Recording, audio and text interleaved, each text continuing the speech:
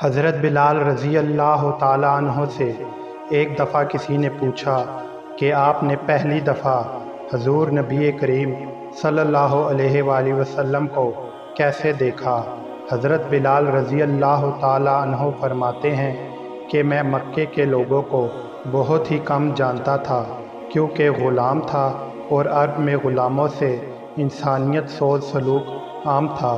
ان کی استطاعت سے بڑھ کے ان سے کام لیا جاتا تھا، تو مجھے کبھی اتنا وقت ہی نہیں ملتا تھا کہ باہر نکل کے لوگوں سے ملوں، لہٰذا مجھے حضور پاک صلی اللہ علیہ وآلہ وسلم یا اسلام یا اس طرح کی کسی چیز کا قطعی علم نہ تھا۔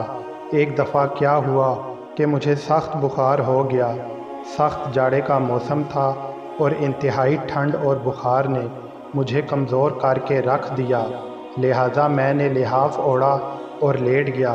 ادھر میرا مالک جو یہ دیکھنے آیا کہ میں جو پیس رہا ہوں یا نہیں، وہ مجھے لحاف اوڑھ کے لیٹا دیکھ کے آگ بگولا ہو گیا۔ اس نے لحاف اتارا اور سزا کے طور پر میری قمیض بھی اتروا دی اور مجھے کھلے صحن میں دروازے کے پاس بٹھا دیا، یہاں بیٹھ کے جو پیس۔ اب سخت سردی، اوپر سے بخار اور اتنی مشقت والا کام، میں روتا جاتا تھا اور جو پیستا جاتا تھا۔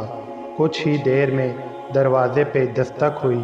میں نے اندر آنے کی اجازت دی تو ایک نہایت متین پرنور چہرے والا شخص اندر داخل ہوا اور پوچھا کہ جوان کیوں روتے ہو؟ جواب میں نے کہا کہ جاؤ اپنا کام کرو، تمہیں اس سے کیا؟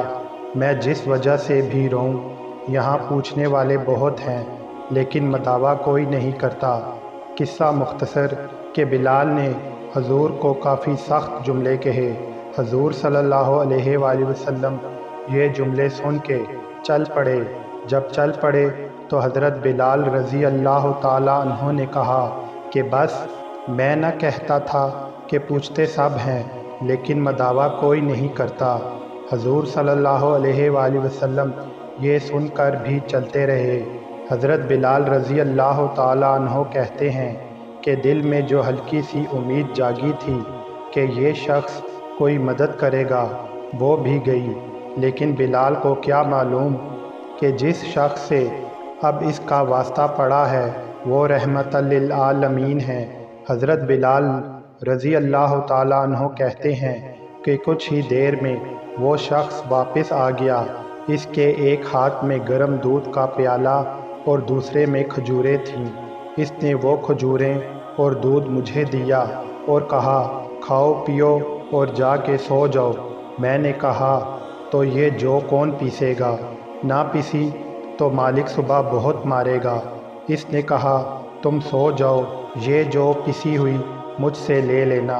حضرت بلال رضی اللہ تعالیٰ عنہ سو گئے اور حضور صلی اللہ علیہ وآلہ وسلم نے ساری رات ایک اجنبی حبشی غلام کے لیے چکی پیسی۔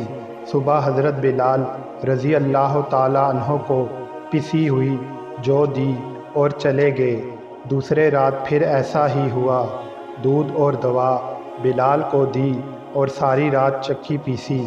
ایسا 3 دن مسلسل کرتے رہے جب تک کہ بلال ٹھیک نہ ہو گئے۔ یہ تھا وہ تعارف جس کے بطن سے اس لافانی عشق نے جنم لیا کہ آج بھی بلال کو صحابی رسول بعد میں عاشق رسول پہلے کہا جاتا ہے۔